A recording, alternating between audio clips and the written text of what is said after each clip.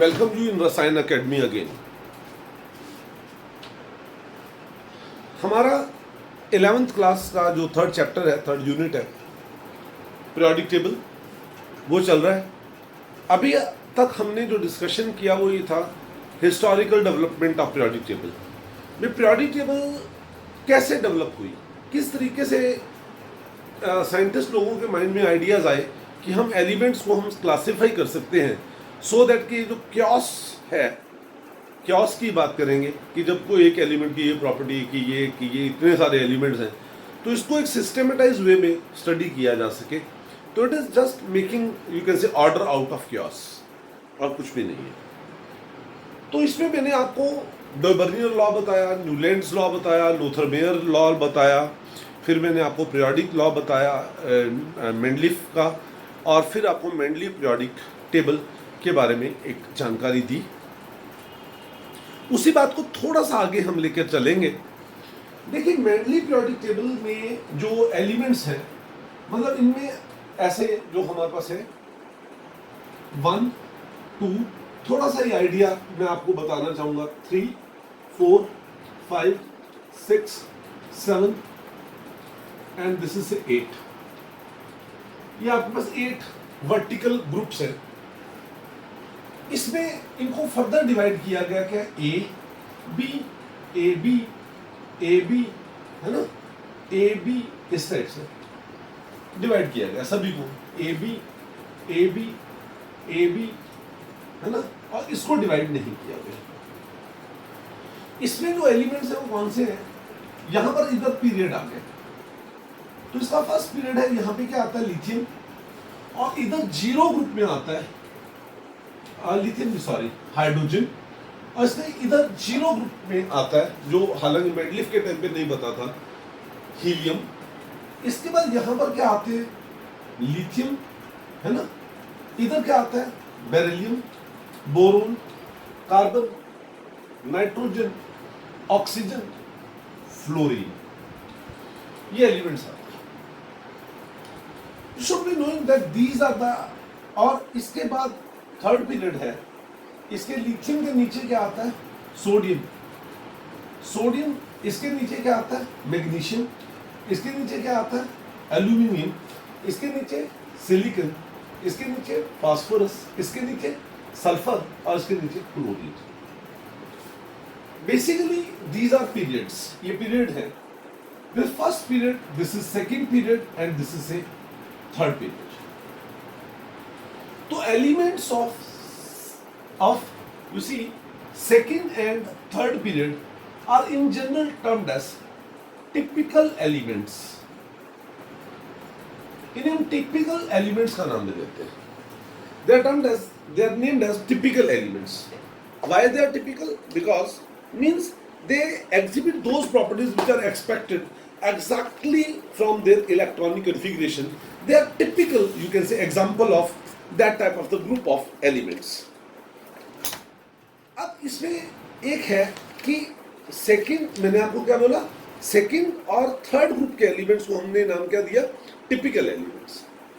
लेकिन अगर हम यहां पर थर्ड ग्रुप के एलिमेंट्स जो है, थर्ड ग्रुप के elements of third period, sorry बेटा, third period, they are also termed as bridged elements. इन्हें ब्रिज्ड एलिमेंट्स का नाम भी देते हैं। यह आमतौर पे ऑब्जेक्टिव में पूछा जाता है, इसलिए मैं इसको कवर कर रहा हूं। ब्रिज्ड एलिमेंट क्यों, रीजन है, यहां पर अगर हम बात करें सोडियम के बाद क्या आता है, पोटेशियम, रुबिडियम, सीजियम। हालांकि ये पीरियोडिक टेबल आपको, मॉडर्न पीरियोडिक टेबल तो मैं आपको नेक्स्ट लेक्चर में याद भी करवाऊंगा, उसके शॉर्टकट भी बताऊंगा, लेकिन यहां पर आप उस पीरियोडिक टेबल को ज्यादा याद करने की जरूरत नहीं है। लेकिन मुझे बिकॉज आपको एक्सप्लेन करना है, तो that's why I am explaining it to you. Beryllium, magnesium, calcium, strontium, and this is a barium. ये एलिमेंट्स है, these are the elements of group 1A, these are the elements of group 2A। यहां पर जो element है, जैसे lithium, sodium, ये potassium के बाद जो आता है वो क्या आता है, सीजियम। पोटेशियम के बाद, सॉरी, यहां पर आता है कौन सा, पोटाशियम के बाद आता है कॉपर, ये आता है सिल्वर, ये क्या आता है गोल्ड। यहां पर जो एलिमेंट्स हैं वो कौन से हैं? दिस आर जिंक, कैडमियम और मर्क्यूरी। जिंक, कैडमियम और मर्क्यूरी, ठीक है, जिंक, कैडमियम और मर्क्यूरी। तो मींस इस एलिमेंट के बाद, है ना, एक ग्रुप दो हिस्सों में डिवाइड हो जाता है, इसमें और इसमें। जैसे इसमें और इसमें, ऐसे यहां पे आएगा, मतलब बोरोन, ये आता है ना, boron, aluminium, gallium, indium, thallium, तो यहाँ पे साथ में स्कैंडियम आ जाता है। छोड़ो उसकी ज़्यादा डिस्कशन हमें इस लेवल पर यहाँ पर कोई जरूरत नहीं है, मुझे सिर्फ ये आपको डिफाइन करना है कि क्या ये एलिमेंट्स होते हैं। तो बच्चों, the elements of the third period, असल में वहां के बाद ये जो है ना, इस मतलब फर्स्ट ग्रुप में दो सब ग्रुप आ जाएंगे। तो इन एलिमेंट्स को की प्रॉपर्टीज कुछ इससे और कुछ इससे रिजेंबल करती है, तो that's why they are termed as bridged elements. तो they are acting as a bridge for the group 1A and 1B, second A second B, third A third B, fourth A fourth B, like that, इस तरीके से। एक और बात है, सुनिए, means कुछ ऐसे एलिमेंट्स होते हैं जिनमें डायगोनली है पीरियोडिक टेबल में, और उनमें रिलेशनशिप होती है उनकी प्रॉपर्टीज में, जैसे लिथियम और मैग्नीशियम में, बेरिलियम और एल्यूमिनियम में, बोरोन और सिलिकॉन में। बेसिकली ये तीन में ही मेजर रिलेशनशिप होती है।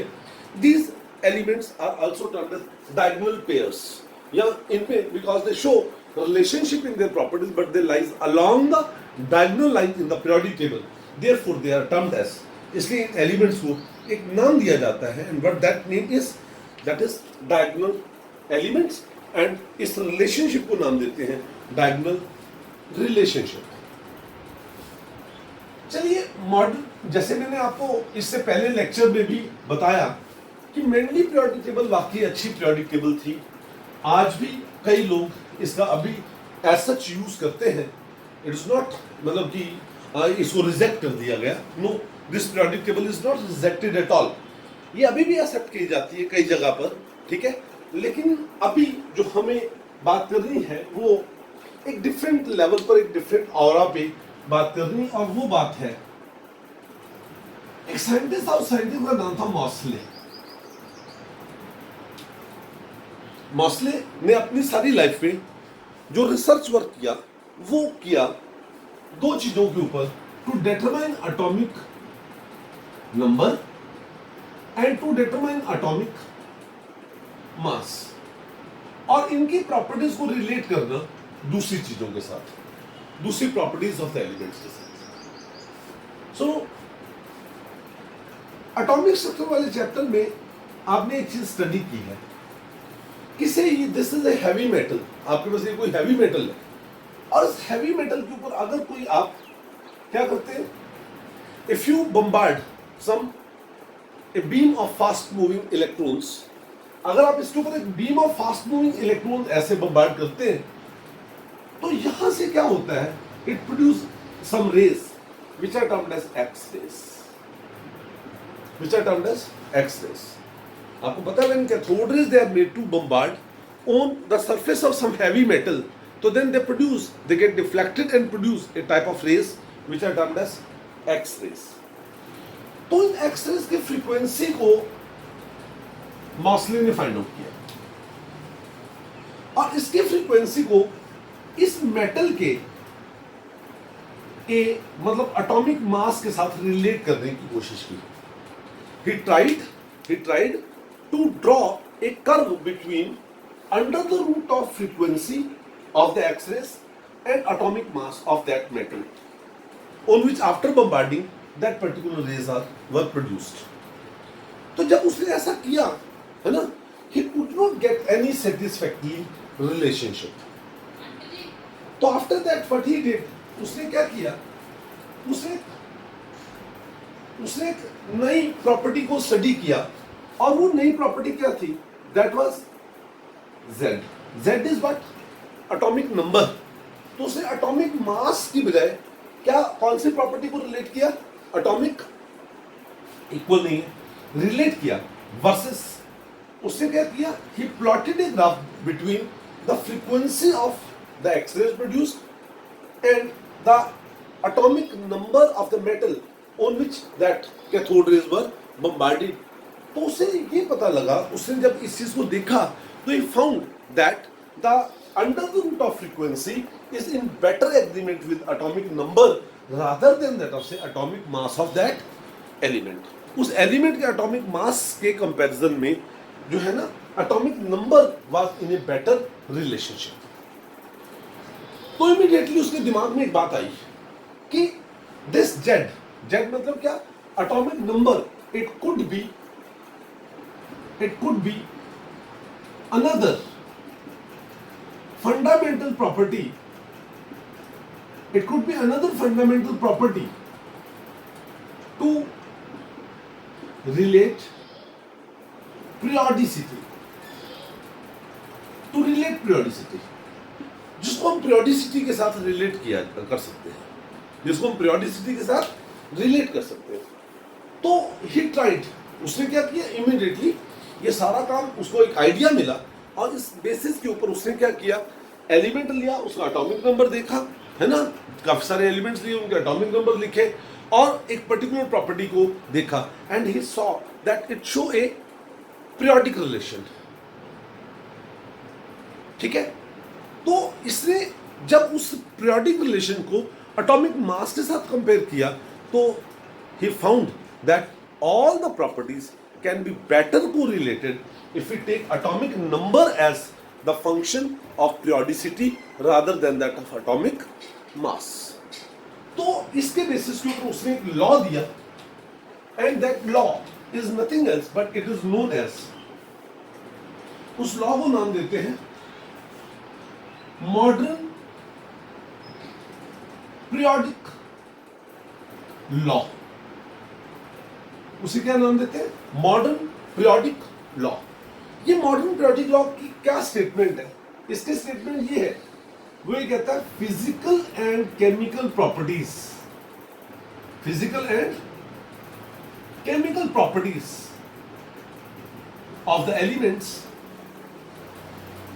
Physical and chemical properties of the elements are periodic functions of atomic number rather than atomic mass,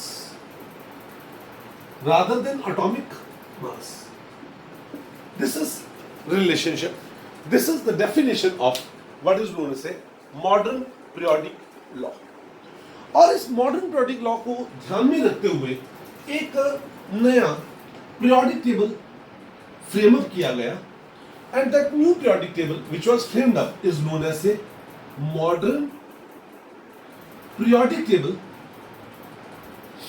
या इसे नाम देते हैं long form of periodic table, या इसे एक और भी नाम देते हैं Bohr's table. Bohr's table, it is modern periodic table या long form of periodic table या Bohr's table.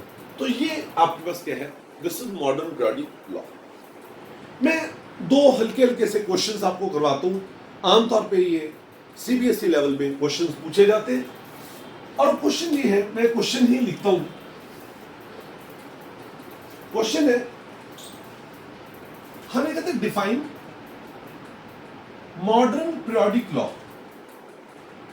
define modern periodic law giving its theoretical justification,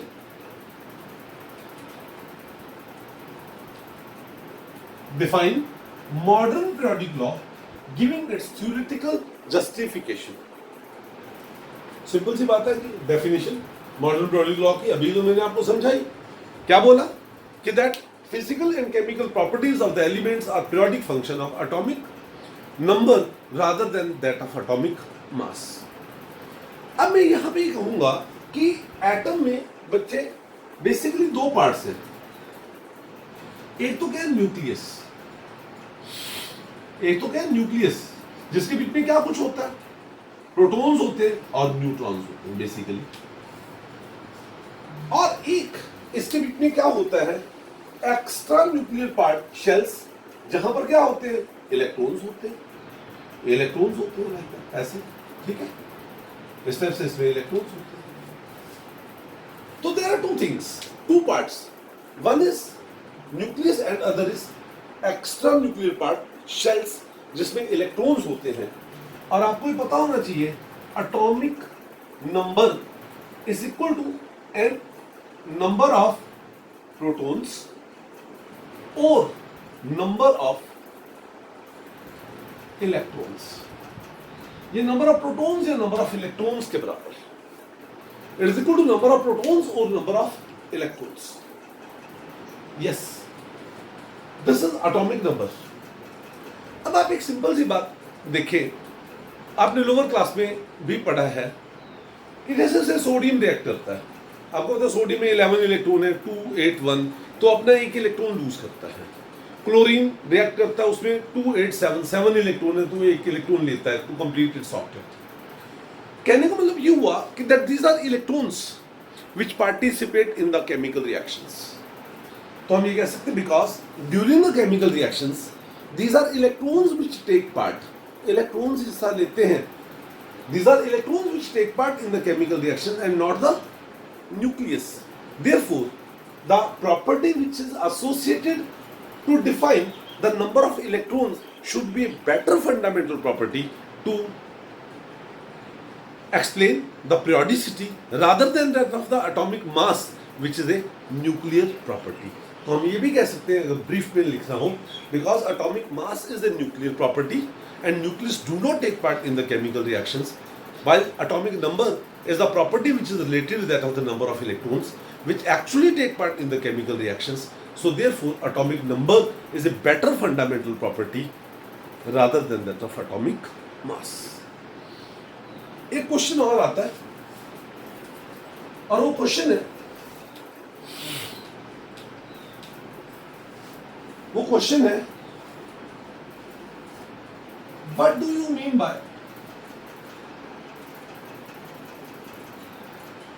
periodicity?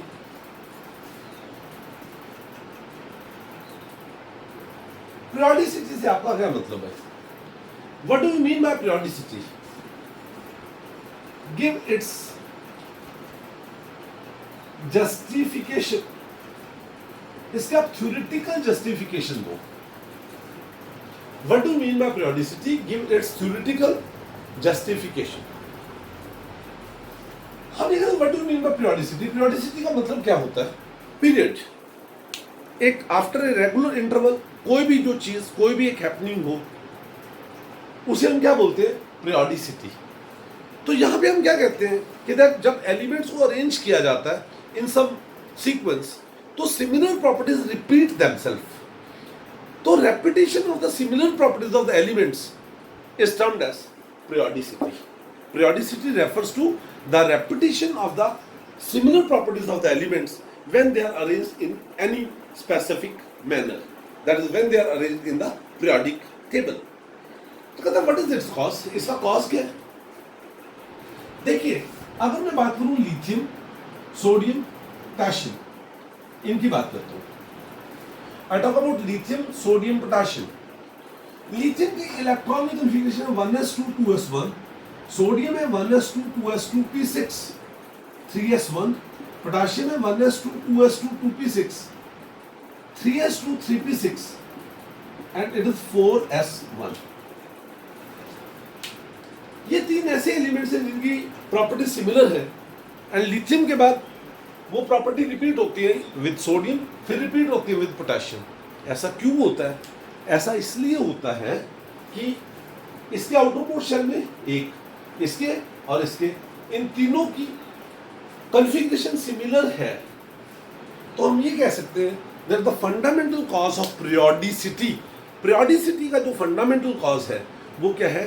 This is not number of electrons, rather it is the arrangement of electrons, rather it is electronic configuration, है ना. तो हम ये कह सकते हैं कि that when the elements are arranged in specific manner after certain regular interval it is being observed that the similar outermost electronic configuration repeats. Similar outermost electronic configuration repeats. And when there is repetition of the similar outermost electronic configuration, the properties of that element repeat. तब उस element की properties repeat करती हैं. This phenomenon is nothing else but it is termed as, क्या इसे नाम देते हैं? Cause of periodicity. तो cause of periodicity is repetition of the similar electronic configuration after certain regular intervals. I'll discuss with you one small article more in this lecture, और वो है आपके पास, that is transuranic elements.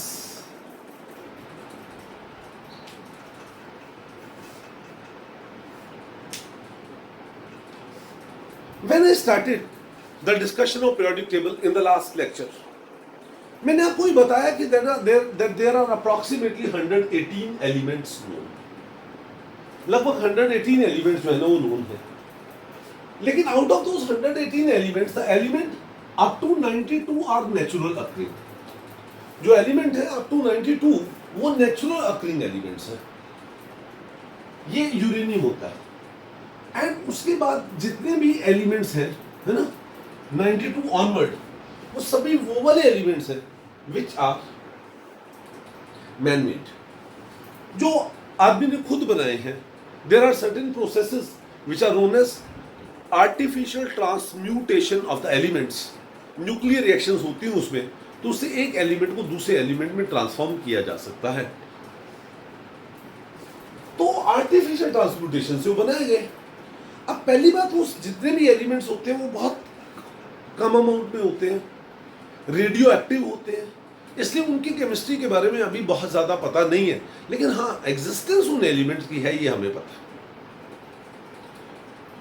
तो पहले क्या होता था कि जैसे किसी साइंटिस्ट ने उसको डिस्कवर किया, रदरफोर्ड ने डिस्कवर किया, उसने अपना नाम, उस एलिमेंट का नाम रख दिया रदरफोर्डियम. एक सीबॉर्च साइंटिस्ट का नाम है ना, सीबॉर्च और उसके ग्रुप ने, है ना, उसने एक एलिमेंट को डिस्कवर किया, उसको नाम क्या दे दिया, सीबॉर्जियम. ठीक है. तो ये ट्रेंड चलने लगा, बर्केलिनियम तो नाम दे दिया, है ना. तो बर्कले एंड सीबॉर्च की लेबोरेटरी में जो डिस्कवर हुआ, है ना, उसके सीबॉर्जियम और बर्केलिनियम ऐसे नाम दे दिया गया. तो ये मतलब ऐसा ट्रेंड चलने लगा. फिर यहाँ ऐसा ट्रेंड चलने लगा भाई, जिसने मान लिया जाए कि एक एलिमेंट डिस्कवर किया तो अपने नेटिव प्लेस के नाम पे, जहाँ पे वो रहता है, कैलिफोर्नियम, ठीक है, इस टाइप से उसका नाम दे दें, मतलब किसी भी तरीके से उसको रिलेट करना शुरू कर दिया. But in this IUPAC intervened. IUPAC ने कहा भी नहीं, ऐसा नहीं है. अगर आपको ऐसा बच्चों ने पढ़ना है बाद में, तो ऐसे किसी सीबॉर्जियम क्लोराइड फलाना ये वो, है ना, तो ये कैसे मुश्किल हो जाएगा इनके लिए. तो इनको एक हल्का सा सिस्टेमेटाइजेशन दे देते हैं. उस सिस्टेमेटाइजेशन से आप उनके नाम दो, उनका सिंबल रखो, सो दैट कि आम आदमी उसको बड़ी अच्छे से याद कर सके, समझ कर सके. तो एलिमेंट्स जिनका एटॉमिक नंबर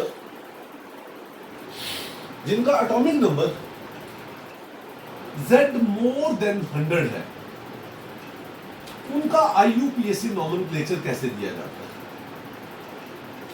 IUPAC ने रिकमेंड किया कि इसके नाम को हम कैसे लिख सकते हैं. तो उसके लिए मैं आपको बताता हूं. नंबर है 0, 1, 2, 3, 4, 5, 6, 7, 8, 9. 0 के लिए हम वर्ड यूज करते हैं N. इसके लिए जो वर्ड होता है, सिंबल जो होता है, वो क्या होता है, N.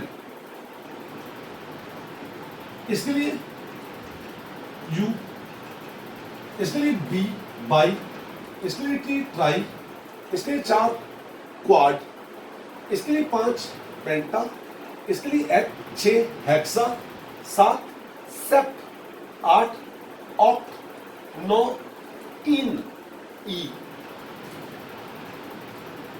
निल, इसको नाम क्या देते हैं? Nil, un, bi, tri, quad, pent, hex, sept, oct, इन।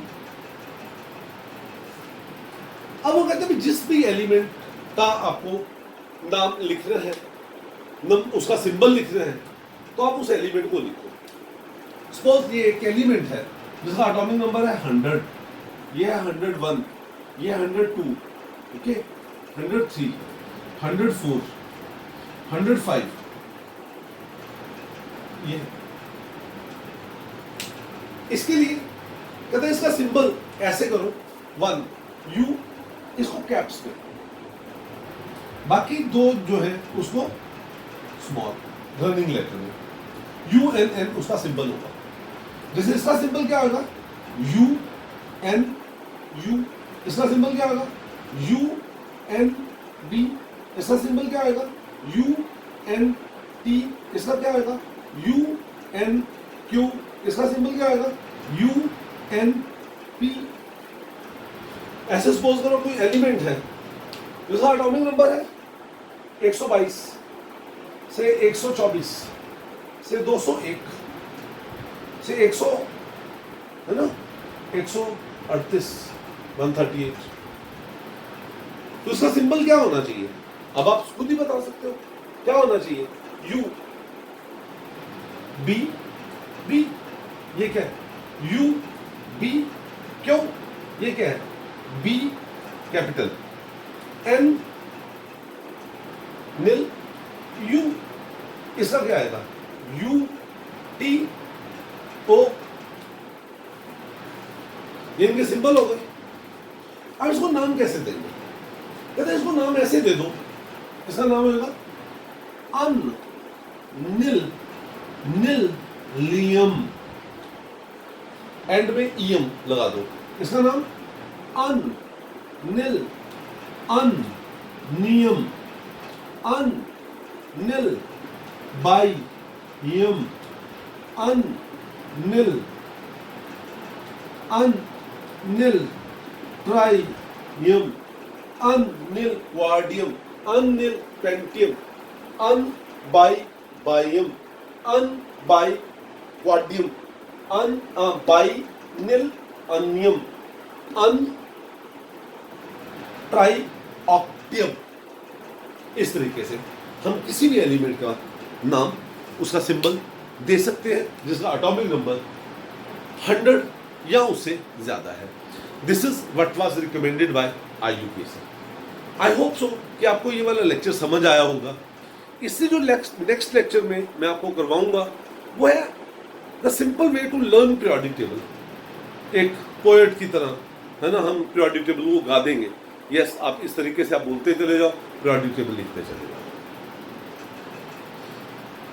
तो उसको आप देखें, चैनल को सब्सक्राइब करें अगर नहीं किया, और स्प्रेड करें बेटे मैक्सिमम, सो दैट कि maximum of the students they can get benefited out of these lectures.